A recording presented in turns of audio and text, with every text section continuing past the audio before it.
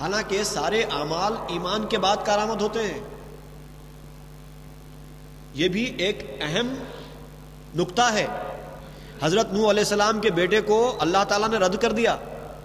نوح علیہ السلام کو اس بات کی اجازت بھی نہیں دی کہ وہ اپنے بیٹے کو کشتی میں سوار کرائیں. کہہ دیا کہ انہ لیس من اہلک، اے نوح وہ تمہارے خاندان میں سے نہیں ہے، ہم نے اس کو تمہارے خاندان سے خارج کر دیا ہے. حالانکہ وہ حضرت نوح علیہ السلام کا بیٹا تھا لیکن ایمان نہیں لایا. سارا معاملہ، رشتہ داری، نسب، ان تمام چیزوں کے فائدے ایمان لانے کے بعد حاصل ہوتے ہیں.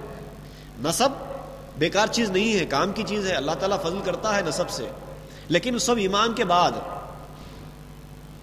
لیکن یہاں تو ایماندار نہیں تھا، اس کے باوجود کرم ہوا.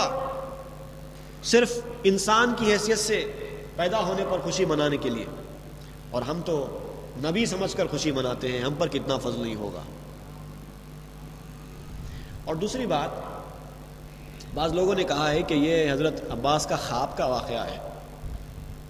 خواب کی باتوں پر اتنا زیادہ بھروسہ کرنا کتنا صحیح ہے؟ کوئی حدیث میں ہے، عام طور پر جہلا اس طرح کا اعتراض کرتے ہیں کہ خوابوں کی باتوں کو اتنا زیادہ نہیں لینا چاہیے. اس سلسلے میں دو باتیں میں کہنا چاہتا ہوں. خواب دیکھنے والے کون ہیں؟ خواب دیکھنے والے کون ہیں؟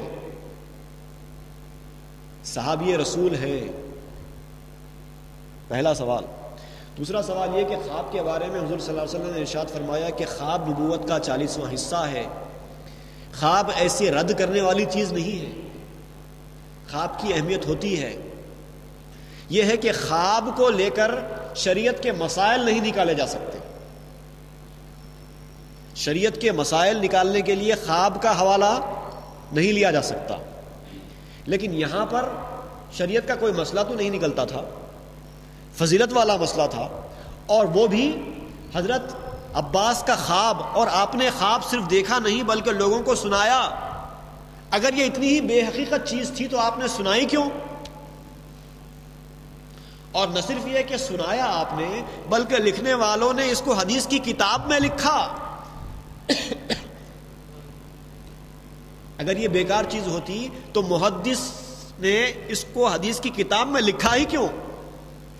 کیا غیر ضروری باتوں میں حدیث کی کتاب لکھنے کے لیے ہے؟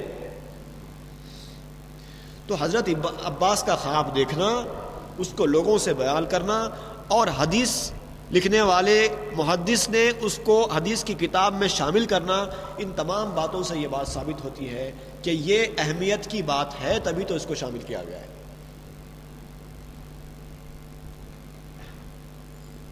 تو یہ ایک ایسا واقعہ ہے جو عید میلاد منانے والوں کے لیے ایک بہت بڑا پیام دیتا ہے کہ دیکھو تمہارا عید میلاد منانا خالی نہیں ہے.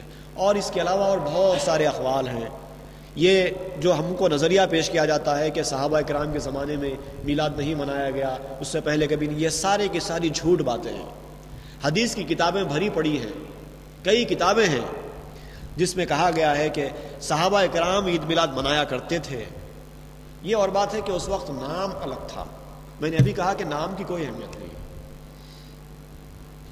نہ صرف یہ کہ عید میلاد منایا کرتے تھے بلکہ خلفائے راشدین کے اقوال موجود ہیں عید میلاد منانے والوں کے بارے میں.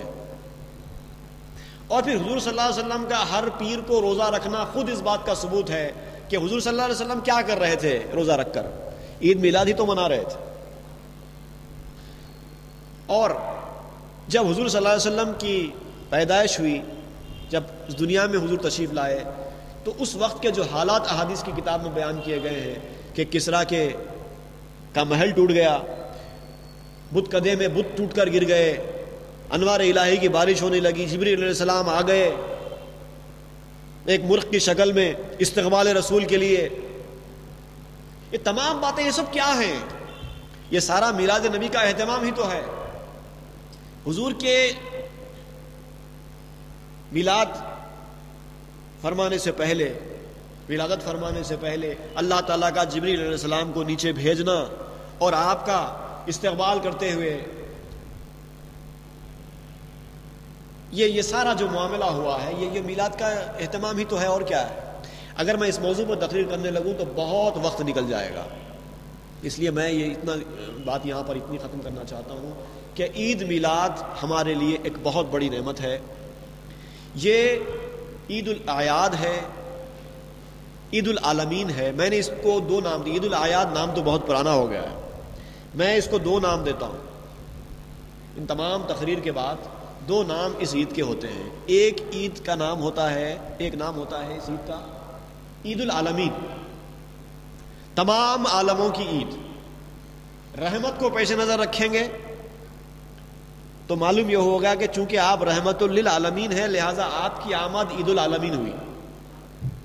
اور دوسرا اگر ہم فضل کو پیش نظر رکھیں گے تو معلوم یہ ہوگا کہ یہ عید العاشقین ہے۔ ایک طرف عید العالمین ہے جو سب کے لیے ہے، اور ایک طرف عید العاشقین ہے جو صرف عاشقوں کے لیے ہے۔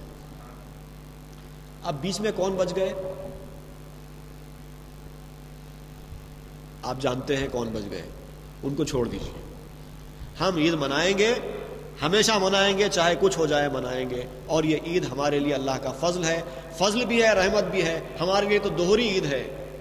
ہم کو جتنی خوشی منانا ہے منا سکتے ہیں، اور اس خوشی میں خرچ کیا گیا ایک ایک پیسہ کل قیامت کے دن ہر کسی کے سامنے آئے گا، اور ان کو اس بات کی طرف خواہش حسرت پیدا کرے گا کہ کاش ہم دنیا میں اور 10 سال زندہ رہتے اور 50 سال زندہ رہتے اور 50 مرتبہ اور عید منا کے آتے۔